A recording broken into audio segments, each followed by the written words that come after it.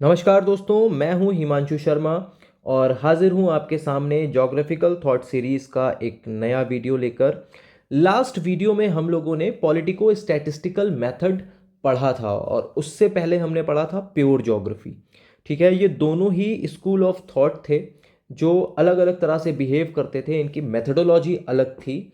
उसी कड़ी में एक और स्कूल ऑफ थॉट आता है जिसके बारे में आज हम बात करने वाले हैं। ठीक है, जिसका नाम है practical and scientific method in geography. तो वीडियो में आगे बढ़ने से पहले अगर आपने चैनल को सब्सक्राइब नहीं किया है और आप पहली बार चैनल पर आए हैं तो प्लीज़ इसको सब्सक्राइब कर लीजिए और वीडियो को लाइक और शेयर करना बिल्कुल मत भूलिएगा। ठीक है, तो वापस आते हैं अपने टॉपिक पर। Last two school of thoughts की सीरीज को आगे बढ़ाते हुए कुछ जोग्राफर्स हैं जो कि practical and scientific method use करना चाहते हैं या फिर इस स्कूल को सपोर्ट करते हैं, जो कि मोटिवेट करता है ज्योग्राफी पढ़ने के मेथड्स में प्रैक्टिकल एंड साइंटिफिक मेथड को यूज किया जाए। तो आज हम पढ़ने वाले हैं उन्हीं जोग्राफर्स के बारे में कि कौन कौन से वो जोग्राफर थे जो इसको सपोर्ट करते थे और उन्होंने क्या क्या बातें कही थी और ज्योग्राफी के फील्ड में अपना कंट्रीब्यूशन किस तरह से दिया, कौन सी बुक्स उन्होंने लिखी हैं। तो चलिए आगे चलते हैं। प्रैक्टिकल एंड साइंटिफिक मेथड, ये स्कूल ऑफ थॉट कैसे इस्टेब्लिश हुआ, किसने इसको शुरू किया। पहला पॉइंट आता है हमारा रीनहाल्ड फॉस्टर। ये एक जोग्राफर थे, इनको जाता है पूरा क्रेडिट, इन्होंने ही practical and scientific method school of thought को इस्टेब्लिश करने में अपना योगदान दिया था और इन्होंने ही उसकी शुरुआत की थी। ठीक है, तो अगर आपने मेरे लास्ट दो टॉपिक सुने हैं, प्योर ज्योग्राफी और पॉलिटिको स्टैटिस्टिकल ज्योग्राफी, तो ये जो प्रैक्टिकल एंड साइंटिफिक मेथड वाला स्कूल है ये उन दोनों से टोटली डिफरेंट है। ठीक है, ये अलग लेवल पर जाकर बात करता है। ये बात करता है कि ज्योग्राफी को एज अ डिस्क्रिप्टिव सब्जेक्ट हमें नहीं देखना है, जैसे कि कोई लिटरेचर सब्जेक्ट हो, हम नदियां पहाड़ पर्वत देख रहे हैं और बस उनके बारे में लिखते चले जा रहे हैं। ठीक है, कुछ प्रैक्टिकल होना चाहिए ज्योग्राफी में ताकि स्टूडेंट को पढ़ने में मज़ा आए और वो नई नई चीज़ें एक्सपीरियंस कर सके। और उसके अलावा ज्योग्राफी को पढ़ने के लिए साइंटिफिक मेथड्स का भी यूज़ किया जाना चाहिए ताकि हम जो भी ज्योग्राफी के बारे में पढ़ रहे हैं उसको हम बहुत ही हक से, बहुत ही एक्यूरेटली इस्टेब्लिश कर सके कि हाँ, हमने ये चीज़ पढ़ी है, ज्योग्राफी में ये चीज़ इस तरह से होती है। ठीक है, जैसे कि साइंटिफिक मेथड की अगर हम बात करें, for example interior of the अर्थ, अगर कोई अंदाजे से बात कर रहा हो कि इंटीरियर ऑफ द अर्थ में ये चीज़ें मिलती हैं, हमने किसी भी तरह से उस पर रिसर्च नहीं की है, हमने कोई साइंटिफिक मेथड यूज़ नहीं किया है, कोई टेक्नोलॉजी यूज़ नहीं की है, तो ये एक तरह से हाइपोथेसिस हो जाएगी। हम क्या कर रहे हैं, हम एक अंदाज़ा लगा रहे हैं कि धरती के नीचे क्या क्या हो सकता है और हमने कुछ ऐसे ही अंदाजे लगा लिए हैं और बता दिया है कि हाँ ये चीज़ें धरती के अंदर हैं। लेकिन जब हम साइंटिफिक मेथड यूज करते हैं, प्रैक्टिकल मेथड यूज करते हैं, तब हमें पता चलता है सियाल, सीमा और नीफे के बारे में। और हम बहुत ही हक के साथ कह सकते हैं कि हाँ, इंटीरियर ऑफ द अर्थ में सियाल, सीमा, नीफे, ये जो कॉम्पोजिशन है मेटल्स का, ठीक है, वो होता है, हमने उसको प्रैक्टिकल करके देखा है। तो जो रीनहार्ड फॉस्टर थे वो इसी चीज को सपोर्ट करते थे कि भैया प्रैक्टिकल कराओ, सिर्फ डिस्क्रिप्शन नहीं है, डिस्क्रिप्टिव नहीं है ज्योग्राफी, हमें प्रैक्टिकल चाहिए ताकि हम एक्सपीरियंस कर सकें, और साइंटिफिक मेथड ताकि हम अपनी बात को बहुत ज़्यादा एक्यूरेटली और स्ट्रांगली रख सके कि हाँ भाई दिस इज करेक्ट, इसमें कोई भी इफ या कोई भी बट नहीं है, जो हमने कह दिया है वो प्रैक्टिकली प्रूव्ड है, साइंटिफिकली प्रूव्ड है। ठीक है, तो पहला पॉइंट था हमारा कि रीनहार्ड फॉस्टर ने इस स्कूल ऑफ थॉट को डेवलप किया है। दूसरा है हमारा, ये टोटली डिफरेंट है हमारे पिछले दो थॉट से, दो स्कूल ऑफ थॉट से। तीसरा, इन्होंने इंपॉर्टेंस दिया प्रैक्टिकल यूटिलिटी को, जैसा कि मैंने आपको बताया, मैं अभी बता रहा हूं इतनी देर से कि प्रैक्टिकल जरूरी है। आखिर ज्योग्राफी की उपयोगिता क्या है प्रैक्टिकली, हम उसको क्यों पढ़ें। ठीक है, अगर हमें बस नदी पर्वत पहाड़ ही पढ़ना है वो तो हम ऐसे जाके भी देख लेंगे, हमें बस आंखों को ही तो दिखाना है ना कि भाई कितना खूबसूरत नज़ारा है, लेकिन नहीं, हमें ये नहीं करना है। हमें उसमें साइंटिफिक टेक्नोलॉजी, साइंटिफिक मेथड और प्रैक्टिकल यूटिलिटी भी देखनी है कि हम उसको किस तरह से प्रैक्टिकली यूज़ कर सकते हैं पढ़ने के लिए। ठीक है, नेक्स्ट पॉइंट हमारा आता है जो कि रीनहार्ड फॉस्टर ने कहा है कि ज्योग्राफी सिर्फ डिस्क्रिप्टिव सब्जेक्ट नहीं है। बार बार वही बात आ रही है, geography is not only a descriptive subject, बल्कि इसको अपने आप को डेवलप्ड करना चाहिए।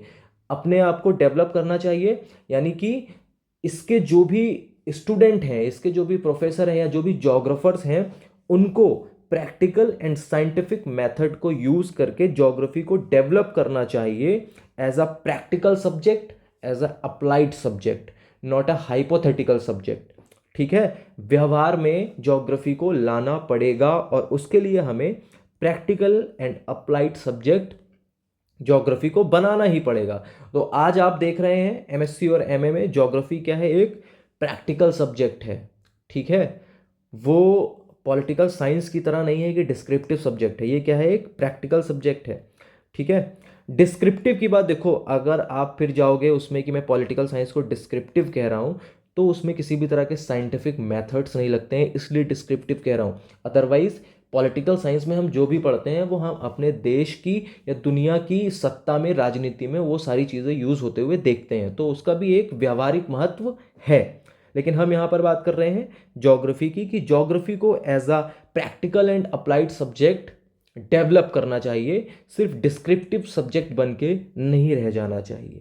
ठीक है, आगे बढ़ते हैं और अब हम जानते हैं उन सारे ज्योग्राफर्स के बारे में जिन्होंने ये बताया है कि भाई प्रैक्टिकल और साइंटिफिक मेथड क्यों ज़रूरी है और उसको सपोर्ट किया है। ठीक है, तो इसमें हम सबसे पहले पढ़ने वाले हैं रीनहार्ड फॉस्टर को। रीनहार्ड फॉस्टर जिनका समय काल था 1729 से 1798। ठीक है, पहला पॉइंट, जेम्स कुक जिन्होंने ऑस्ट्रेलिया की खोज की थी, आप सबने सुना होगा। जेम्स कुक जब अपनी दूसरी यात्रा पर जा रहे थे, ठीक है, तो अपने साथ रीनहार्ड फॉस्टर को भी ले गए थे। आप कह सकते हैं कि रीनहार्ड फॉस्टर उनके साथ यात्रा पर गए थे। ठीक है, और उस यात्रा पर जाने के बाद इन्होंने जो भी चीज़ें सीखी, जो भी एक्सपीरियंस किया, जो भी नॉलेज गेन की, इन्होंने उस पूरी यात्रा को पब्लिश किया। कितने पार्ट में? 6 पार्ट में। वो 6 पार्ट कौन कौन से हैं? सबसे पहला है हमारा अर्थ एंड लैंड, पृथ्वी और भूमि। वाटर एंड ओशियन, है ना, पानी और महासागर। एटमॉस्फेयर, वेरिएशंस ऑफ ग्लोब, क्योंकि ये घूमने गए थे, इन्होंने कई सारी जगहें एक्सप्लोर की थी, तो क्या विविधताएं इन्होंने देखी थी उसको डिस्क्राइब किया था इन्होंने वेरिएशन ऑफ ग्लोब में। अलग अलग जगह के फ्लोरा एंड फाउना यानी कि वहाँ के एनिमल्स, ठीक है, बायोडाइवर्सिटी, और वहाँ के जो पेड़ पौधे हैं, जो वेजिटेशन है, उसके बारे में इन्होंने बात की थी। तो फ्लोरा एंड फाउना, फ्लोरा मतलब वेजिटेशन, फाउना मतलब एनिमल्स। नेक्स्ट आता है हमारा ह्यूमन डेवलपमेंट। इन्होंने देखा कि अलग अलग जगह के लोगों का जो लिविंग स्टैंडर्ड है वो वेरी करता है। ठीक है, क्यों वेरी करता है? क्योंकि उनका डेवलपमेंट का जो स्टेज है वो अलग अलग स्टैंडर्ड का अभी है, सब एक तरह से डेवलप नहीं हुए हैं।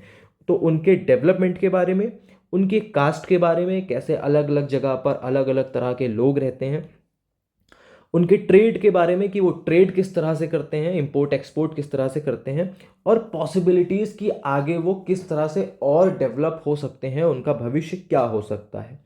ठीक है, तो रीनहार्ड फॉस्टर के बारे में ये इतने पॉइंट हैं। अभी आगे चलते हैं। नेक्स्ट पॉइंट आता है हमारा, he followed micro scientific methods. इन्होंने जो सूक्ष्म वैज्ञानिक पद्धतियां हैं उनका यूज़ किया था ज्योग्राफी में। एंड एट लास्ट, रेडजल को आप सभी जानते हैं, फ्रेडरिक रेडजल, माफ कीजिएगा, जिनको हम जानते हैं फादर ऑफ ह्यूमन ज्योग्राफी के नाम से। तो रेडजल ने जो फॉस्टर साहब हैं उनको अप्रिशिएट किया था, और उनका जो साइंटिफिक मेथड था, सिस्टमैटिक मेथड था, उसको भी अप्रिशिएट किया था। ठीक है, तो this is all about Reinhard Forster. आगे बढ़ते हैं। नेक्स्ट आता है जॉर्ज फॉस्टर। आपको नाम से ही पता चल रहा होगा या आप अंदाज़ा लगा रहे होंगे कि इनकी दोनों की कोई रिश्तेदारी होगी, रीनहार्ड और जॉर्ज फॉस्टर की। तो आप बिल्कुल सही हैं। जो जॉर्ज फॉस्टर हैं वो बेटे हैं किसके? रीनहार्ड फॉस्टर के। ठीक है, next point, he travel to Russia. अब देखिए यहाँ पर थोड़ा सा स्पेलिंग मिस्टेक है, यहाँ पर वी रह गया है, ठीक है, ट्रेवल्ड लिखना चाह रहा था मैं, तो वो बाय मिस्टेक हो गया है। तो he travel to Russia at the age of 11 with his father. George Forster जब सिर्फ 11 साल के थे तो अपने पिताजी के साथ रशिया के लिए ट्रैवल किया था, उन्होंने रशिया घूमने गए थे। वो लिटरेचर में यानी कि साहित्य में बहुत ज़्यादा अच्छे थे। तो अपने आगे की एज में इनकी दोस्ती हो गई किसके साथ? अलेक्जेंडर वॉन हम्बोल्ट के साथ। और हम्बोल्ट ने अपनी किताब कॉस्मॉस में जॉर्ज फॉस्टर को बहुत ही ज़्यादा अप्रिशिएट किया है और उनकी तारीफ की है, ठीक है। तो this is all about George foster. Next geographer जो कि हमारे practical and scientific method school of thought को सपोर्ट करते हैं, उनका नाम है माल्टे ब्रून, जिनका समय काल है 1775 से 1826। पहला पॉइंट, इनका जन्म हुआ था डेनमार्क में, ठीक है, या डेनमार्क भी बोलते हैं, डेनमार्क बोलो आप, डेनमार्क बोलो। तो इनका जन्म कहाँ हुआ था? डेनमार्क में हुआ था। और आगे चल के इनको डेनमार्क ने बाइकॉट कर दिया, इनको निष्कासित कर दिया। और उसके बाद ये चले गए रहने के लिए कहाँ पर? फ्रांस के पेरिस में रहने के लिए चले गए। और 1810 से लेकर 1829 के मध्य इन्होंने जोग्राफिक यूनिवर्सले नाम से अपना काम पब्लिश कराया 6 पार्ट्स में, ठीक है। और इनका जो काम अधूरा रह गया था, क्योंकि ये इतना ज़्यादा इन्होंने काम किया था, जो पब्लिश हो गया वो तो हो गया, लेकिन जो काम अधूरा रह गया था वो इनके शिष्यों ने या फिर इनके जानने पहचानने वालों ने, जो इनके कलीग्स थे, इनका काम पूरा करके बाद में पब्लिश कराया। After his death his associates completed his remaining work. और जो इनका रिमेनिंग वर्क था, इनके कलीग्स ने, इनके स्टूडेंट्स ने पूरा करा के उसको पब्लिश कराया कहाँ पर? फिलाडेल्फिया में, अंग्रेजी भाषा में यानी कि इंग्लिश लैंग्वेज में। और उसको नाम दिया यूनिवर्सल ज्योग्राफी। और पब्लिश किस में कराया? 3 पार्ट में कराया। अब देखिए, ये जो यूनिवर्सल ज्योग्राफी है और ज्योग्राफिकल यूनिवर्सले है, अगर आप इसको इंग्लिश में ट्रांसलेट करेंगे तो सेम चीज आता है, बट ये काम माल्टे ब्रून ने पब्लिश कराया था और ये काम उनकी डेथ के बाद पब्लिश हुआ था। यूनिवर्सल ज्योग्राफी 3 पार्ट में। आगे बढ़ते हैं। तो अगर ये जो 3 पार्ट इनके शिष्यों ने पब्लिश कराए थे, इसका जो फर्स्ट पार्ट है उसमें क्या बात की गई है? सबसे पहले हिस्ट्री ऑफ ज्योग्राफी की बात की गई है इसमें, ठीक है, कि ज्योग्राफी का इतिहास क्या है, ज्योग्राफी कहाँ से शुरू होती है। फ्लोरा एंड फाउना के डिस्क्रिप्शन की बात की गई है, ठीक है। उसके अलावा ह्यूमन कंडीशन की बात की गई है, उनकी रेसेस की बात की गई है, उनकी लैंग्वेज यानी कि भाषाएं क्या हैं, और उनके तौर तरीके और रीति रिवाज क्या हैं, उनके बारे में भी फर्स्ट पार्ट में बात की गई है। बाकी बचे हुए 2 पार्ट्स में क्या डिस्क्राइब किया गया है देख लेते हैं।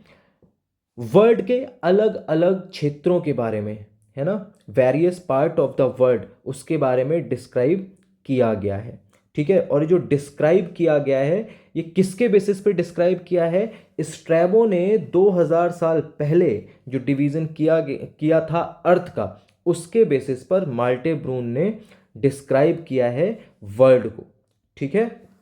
Next, his study on wind, इन्होंने जो पवने हैं उनके ऊपर भी अध्ययन किया था। और इस अध्ययन के बाद ये जिस नतीजे पर पहुंचे थे वो बहुत ही ज़्यादा हेल्पफुल साबित हुआ था। किसके लिए? जेम्स कुक की यात्राओं के लिए। उनको बताया था कि हवाओं का रुख किस मौसम में किस तरह से रहता है, उनकी गति किस तरह की रहती है, ये सारी चीज़ें उन्होंने स्टडी की थी। और फिर जेम्स कुक ने इसका बहुत ही फ़ायदा उठाया अपनी यात्राओं में, उनको सहायता मिली। And he also discussed on the principles of origin of the earth. पृथ्वी कैसे उत्पन्न हुई, पृथ्वी की उत्पत्ति की जो कुछ प्रिंसिपल्स हैं उनके बारे में भी इन्होंने अध्ययन किया था। उसमें से 2 मुख्य हैं। पहला है यूनिफॉर्मिटेरियनिज्म यानी कि एक रूपतावाद, जिसके बारे में आप जियोमॉर्फोलॉजी में पढ़ते हो, जेम्स हटन के बारे में जब पढ़ते हो।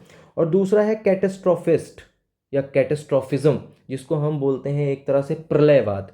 तो ये 2 पद्धतियाँ फॉर एग्जाम्पल यहाँ पे बताई गई हैं। और जितनी भी पद्धतियाँ थीं, जितने भी प्रिंसिपल्स थे, सिद्धांत थे पृथ्वी की उत्पत्ति के, वो इन्होंने पढ़े थे। तो दिस इज ऑल अबाउट माल्टे ब्रून। तो आज के वीडियो के लिए बस इतना ही, और अगर आपने अभी तक चैनल सब्सक्राइब नहीं किया है तो सब्सक्राइब कर लीजिए। And thank you so much. मैं आपसे मिलूंगा अगले टॉपिक के साथ, ज्योग्राफिकल थॉट के अगले वीडियो में।